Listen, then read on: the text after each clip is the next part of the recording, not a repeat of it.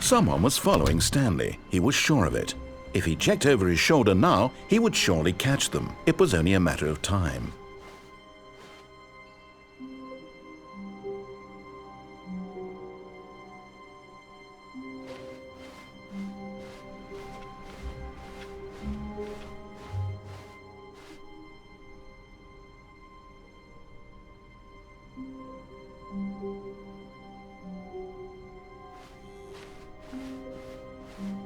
When Stanley came to a set of 2 open doors, he entered the door on his left.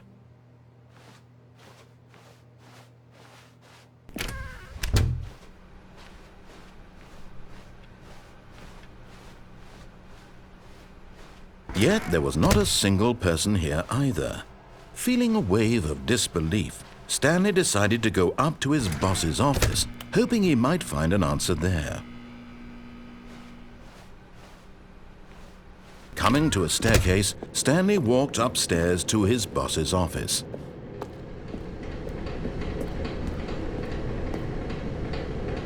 But Stanley just couldn't do it. He considered the possibility of facing his boss. Admitting he had left his post during work hours, he might be fired for that. And in such a competitive economy, why had he taken that risk? All because he believed everyone had vanished? His boss would think he was crazy. And then something occurred to Stanley. Maybe, he thought to himself, maybe I am crazy. All of my co-workers blinking mysteriously out of existence in a single moment for no reason at all? None of it made any logical sense. And as Stanley pondered this, he began to make other strange observations. For example, why couldn't he see his feet when he looked down? Why did doors close automatically behind him wherever he went? And for that matter, these rooms were starting to look pretty familiar. Were they simply repeating? No, Stanley said to himself, this is all too strange. This can't be real. And at last, he came to the conclusion that had been on the tip of his tongue. He just hadn't found the words for it.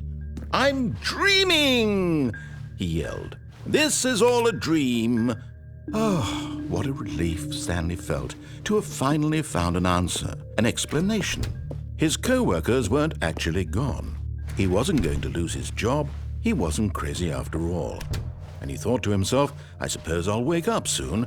I'll have to go back to my boring real-life job pushing buttons. I may as well enjoy this while I'm still lucid. So he imagined himself flying and began to gently float above the ground. Then he imagined himself soaring through space on a magical starfield, and it too appeared. It was so much fun, and Stanley marveled that he had still not woken up. How was he remaining so lucid?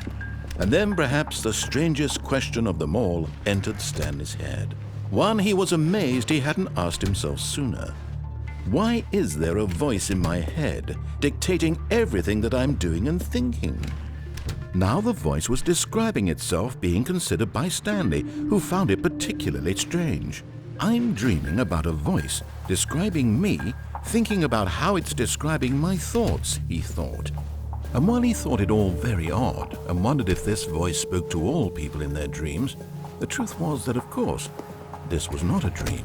How could it be?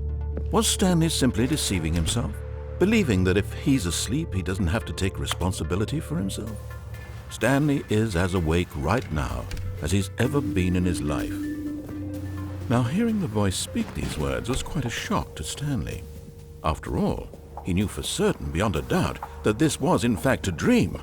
Did the voice not see him float and make the magical stars just a moment ago? How else would the voice explain all that? This voice was a part of himself too. Surely, if he could just... He would prove it. He would prove that he was in control, that this was a dream.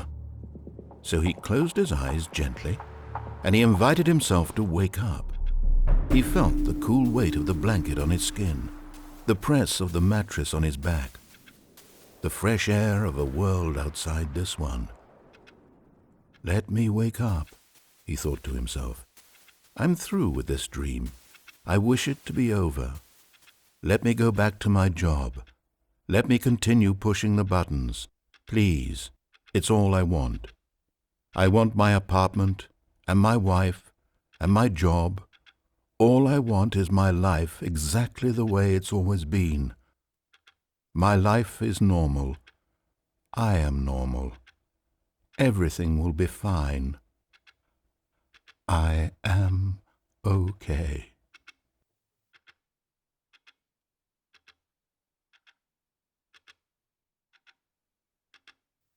Stanley began screaming. Please, someone, wake me up. My name is Stanley. I have a boss. I have an office. I am real. Please, just someone tell me I am real. I must be real. I must be. Can anyone hear my voice? Who am I? Who am I? And everything went black.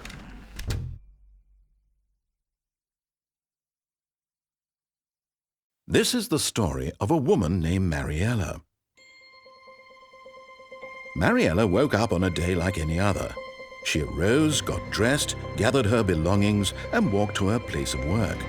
But on this particular day, her walk was interrupted by the body of a man who had stumbled through town talking. Jim, to really simulate the full experience of this feature. Just play along. I promise you'll love it. Okay, here we go. Let's take a deep breath, clear your mind, forget whoever you are, and simply become a person named Jim. I want you to imagine yourself living as Jim, sleeping and waking as Jim, falling in love and being heartbroken as Jim, seizing all of the world's possibilities as Jim, and as Jim watching your dreams crumble into dust. Do you feel it deeply? Are you really, truly Jim right now? If so, then please step forward and press the button.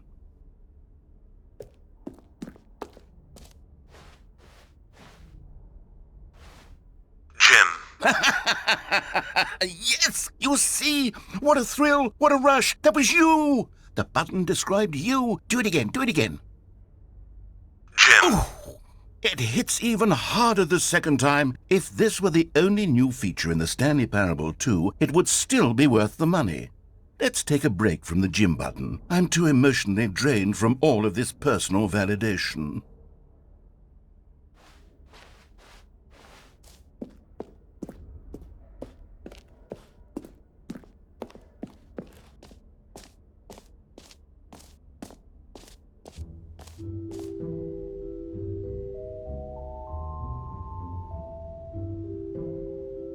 I suppose I could allow only people named Jim to play the An epilogue would be fun, wouldn't it, Stanley? Yes, it will go at the end of the, well, we'll figure that out later.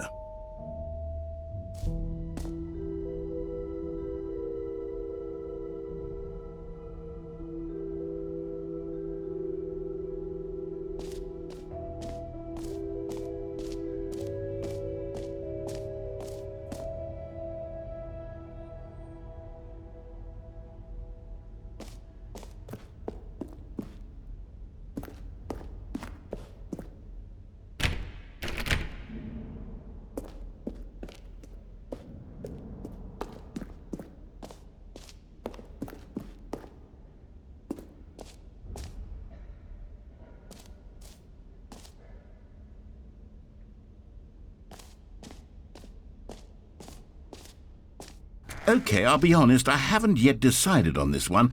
I think that in the new version, the office could use a bit of decoration, like balloons. But I'm undecided on Get Well Someday and Happy 12th Birthday. Which would you go with?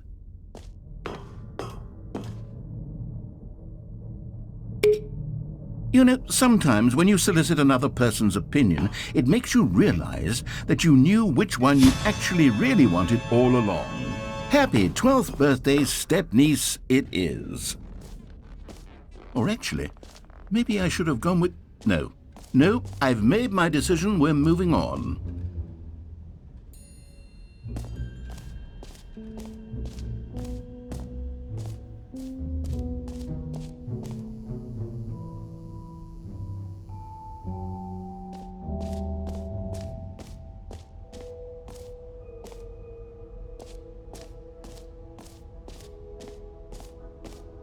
You know what, Stanley? I actually think the jump circle was a pretty good idea. I'd like to hang on to that for the sequel.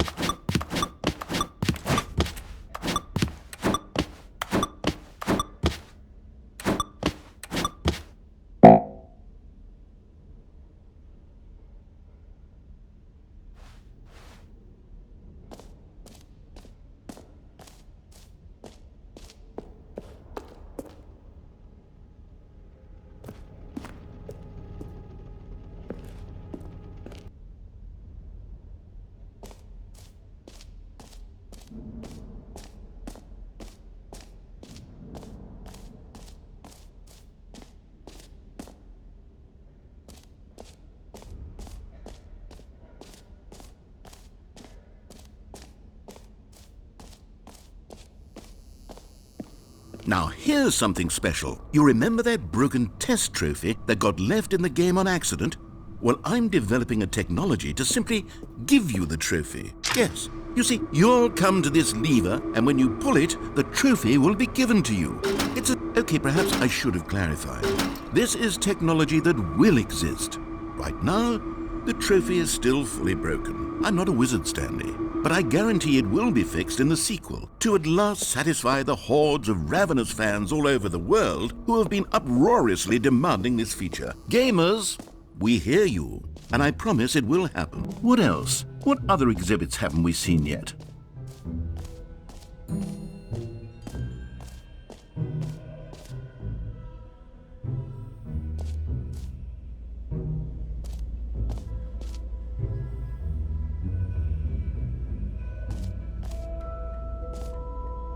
Stanley, here's an idea that I'm truly fond of. It's never been done before in a video game. This is, in fact, a hole that you can fall down forever. That's right. Infinite falling. You can fall until the end of time, if you like. A stunning leap forward for video games as a medium.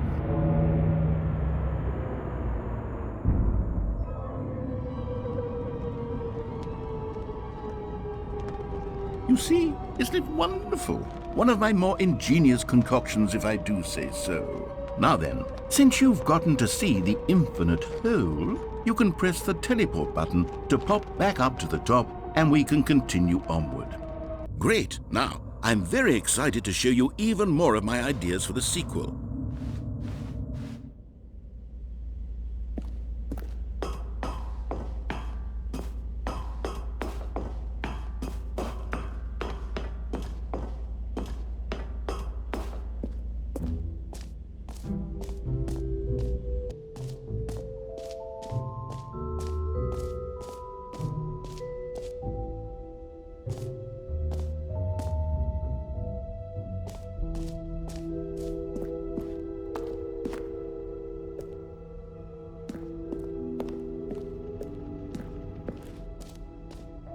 Ah, collectibles.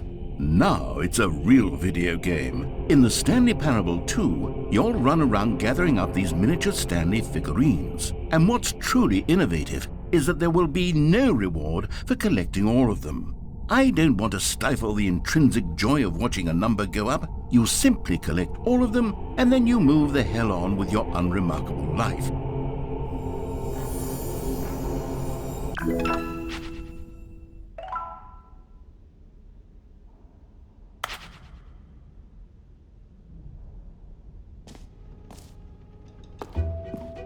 God, it really is the worst when you collect everything in a video game and then they give you a big fancy reward for it. Absolutely tragic.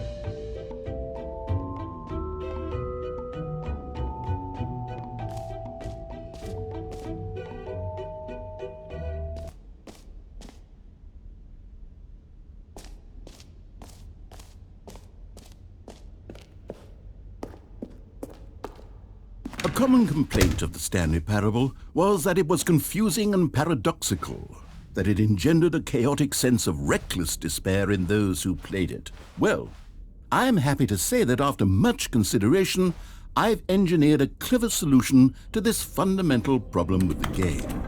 It's the Stanley Parable Reassurance Bucket. You see, Stanley, anytime you're holding the bucket, a sense of calm and ease will fill your mind and your heart. It's true. As long as you hold on to the bucket, the many disorienting contradictions of the Stanley Parable will feel perfectly normal and perhaps even comforting. You may even come to long for the gentle embrace of jarring cognitive dissonance while the bucket is in your arms. And to be honest, it's a much more convenient solution for me than actually redesigning the game to be less uncomfortable. Can you imagine what a pain in the ass that would be? Yes, the bucket is the perfect solution. Come on, give it a try.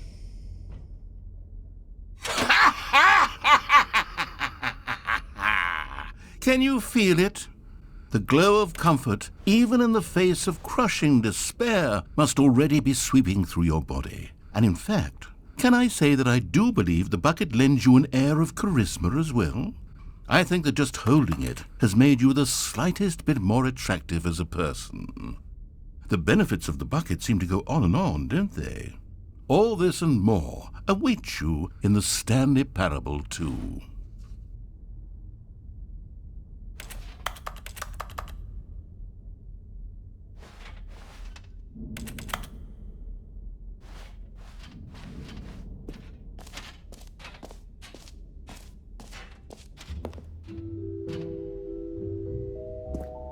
Does anyone give out awards for most enjoyable bucket in a video game? That really should be an award if it isn't already.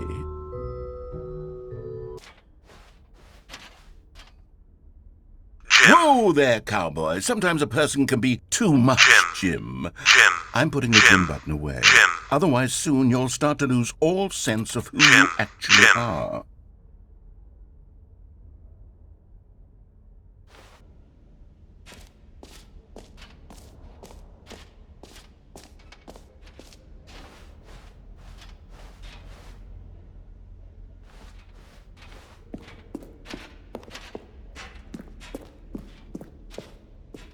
All right, have you seen everything you wanted to? Ready to move on now?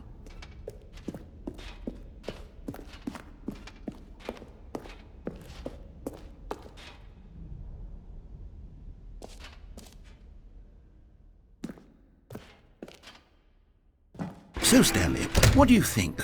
Do you like all of the new features? Yes, I know it's not exactly clear yet how exactly these features will come together as one single coherent video game, but I can feel it in my soul. It's going to work. There's definitely a good game in there somewhere. Say, let's do an experiment. I'll arrange these new features together, and we'll see whether or not it coheres into a meaningful gameplay experience. Okay. Are you ready? Here it is. I give you the Stanley Parable 2.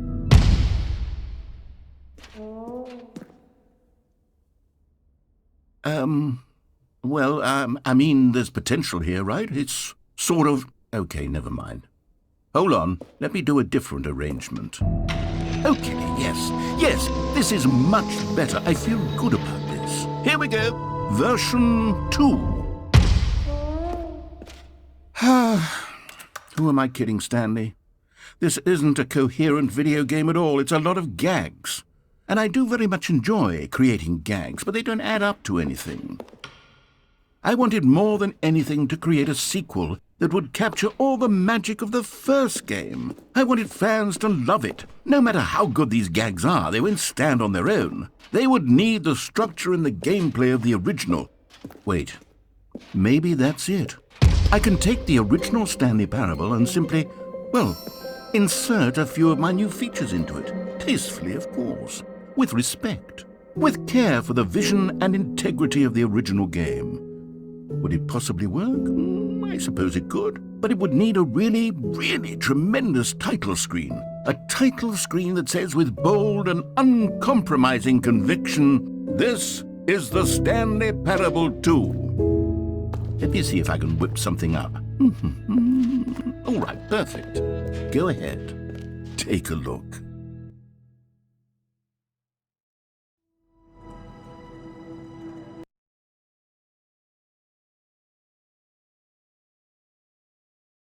This is the story of a man named Stanley. Stanley worked for a company in a big building where he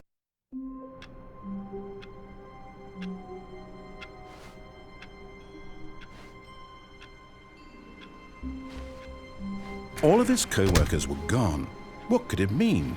Stanley decided to go to the meeting room. Perhaps he had simply missed a memo. Stanley picked up the bucket.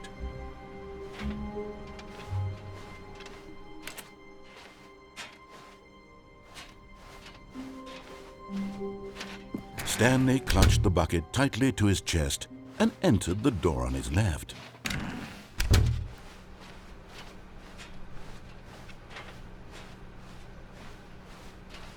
Still no one was here. Stanley needed the bucket's warmth and comfort now more than ever. Perhaps his boss's office was where he'd find answers.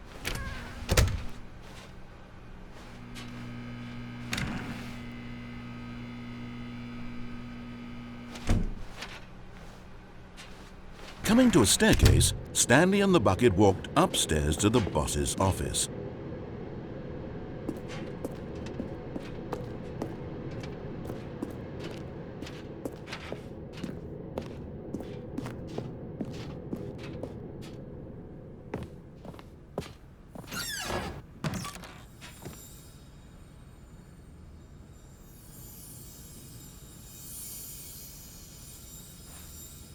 You found one of them. One of the miniature Stanley figurines. Remember, no reward for collecting all of these, only the intrinsic pleasure of a job well done. You can't buy that sort of happiness, Stanley. God knows I've tried. So, I implore you to savor each and every moment you come across one of these beautiful figurines.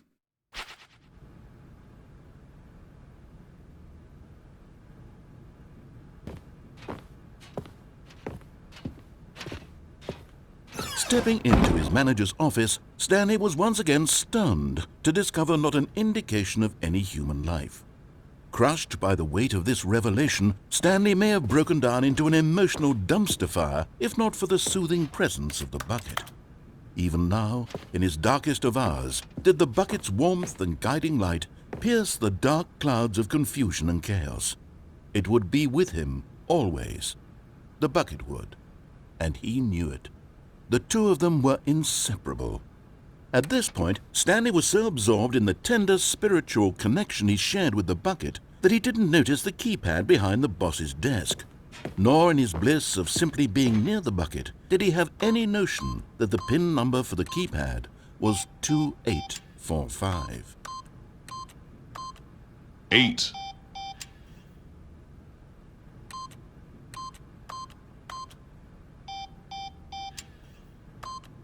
Stanley just sat around twiddling his thumbs. Trying to input anything on the device was useless, since he could never possibly know that the combination was 2845.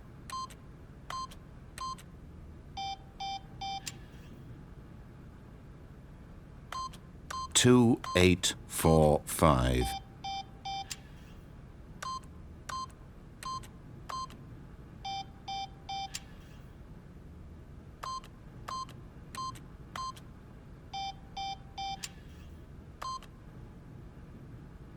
Forgot, but it turns out that the panel's emergency override kicked in, and the door just opened all by itself, and Stanley got the hell along with the story. Well, whoop-de-doo.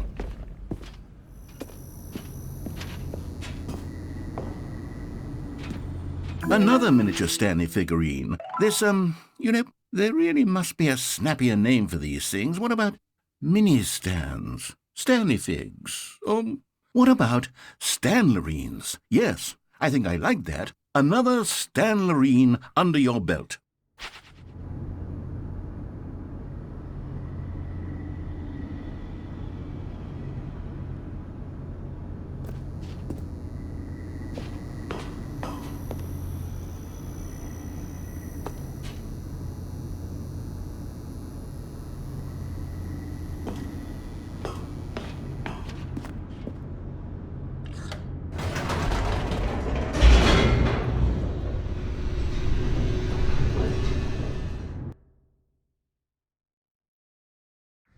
The elevator raced downward, plummeting towards an unknown fate.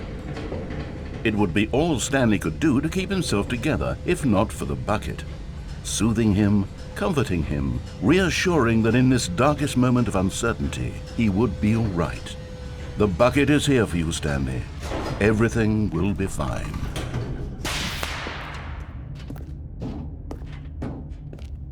Stanley and the bucket walked straight ahead through the large door that read, Mind Control Facility.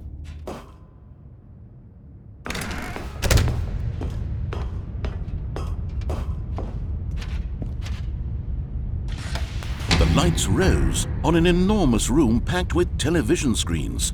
What horrible secret did this place hold? Stanley and the bucket both wondered to themselves.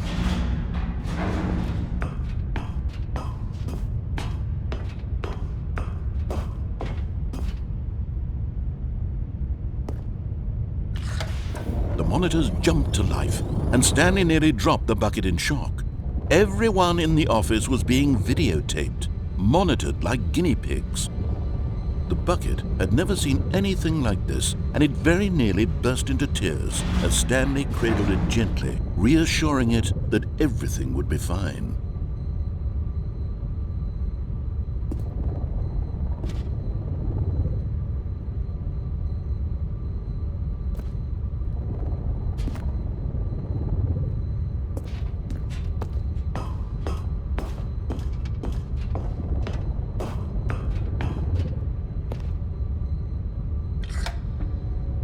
Was the bucket under the mind control facility's influence as well? Had the bucket been told to do things it didn't wish to do? What kinds of things does a bucket want to do or not want to do in the first place? These questions raced furiously in Stanley's feeble mind. No!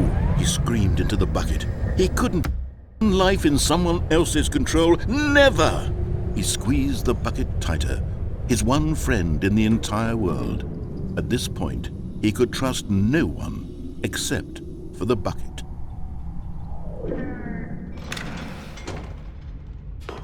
But here was the proof.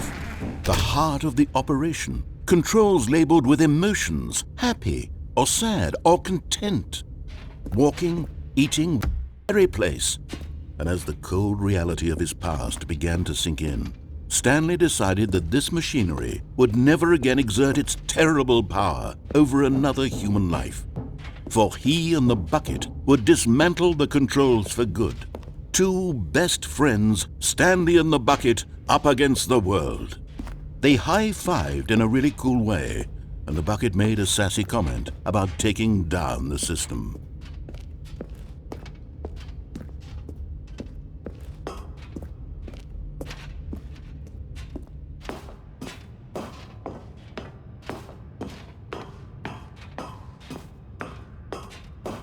When at last they came to the source of the room's power, Stanley and the bucket knew it was their obligation to put an end to this.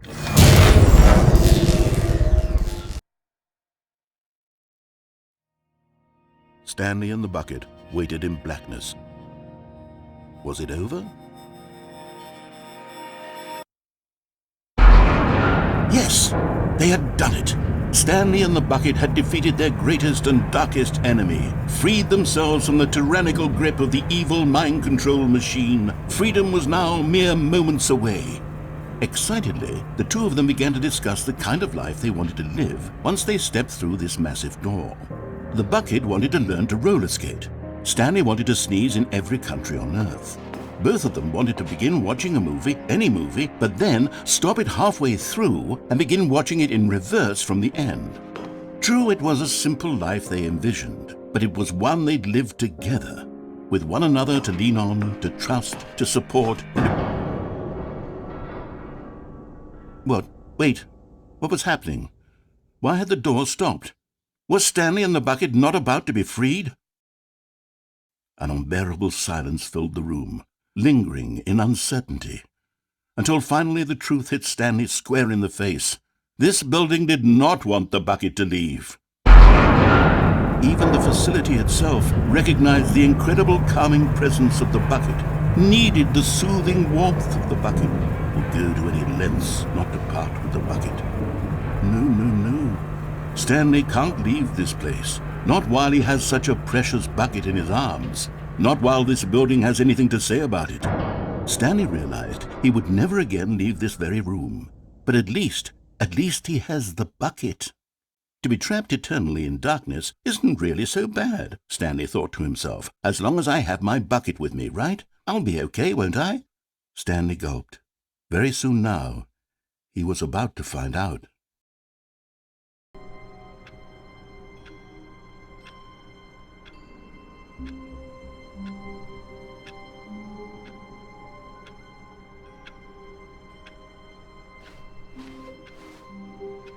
All of his co-workers were gone. What could it mean? Stanley decided to go to the meeting room. Perhaps he had simply missed a memo.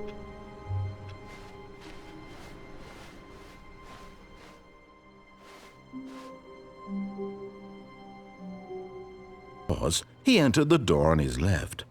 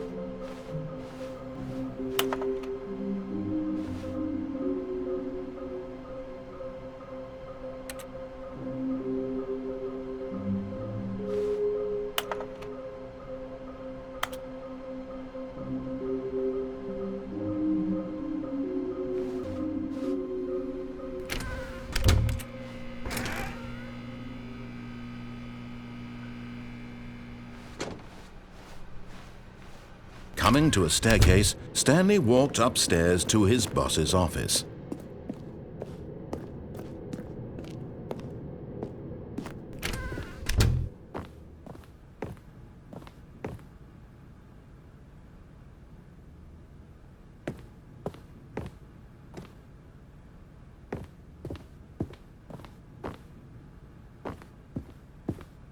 Stepping into his manager's office, Stanley was once again stunned to discover not an indication of any human life.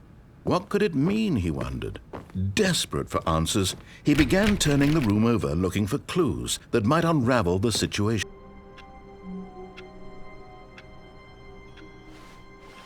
How long was I sitting there? Stanley wondered to himself. Minutes? Days? Centuries? Did something crucial happen while my senses were turned? He made a note to be more careful with time from now on.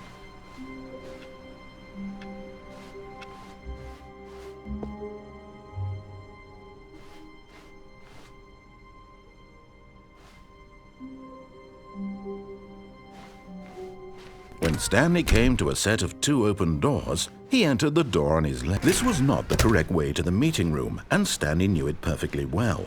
Perhaps he wanted to stop by the employee lounge first, just to admire it. The lounge was sublime, a work of art. What was it about this room that called so deeply and so... But eager to get back to business, Stanley took the first open door on his left.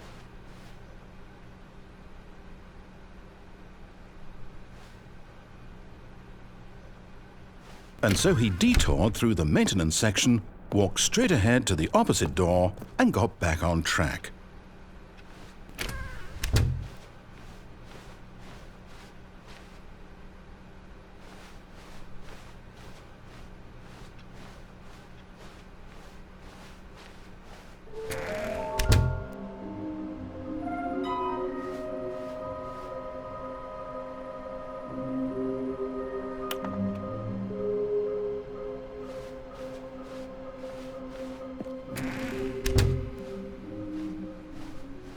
Coming to a staircase, Stanley walked upstairs to his boss's office.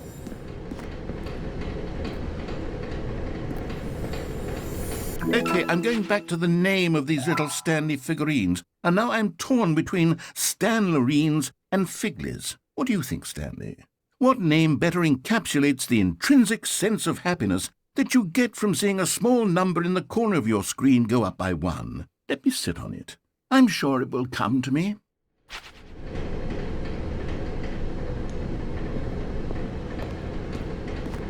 But Stanley just couldn't do it. He considered the possibility of facing his boss. Admitting he had left his post during work hours, he might be fired for that. And in such a competitive economy, why had he taken that risk? All because he believed everyone had vanished? His boss would think he was crazy. And then something occurred to Stanley. Maybe, he thought to himself, maybe I am crazy.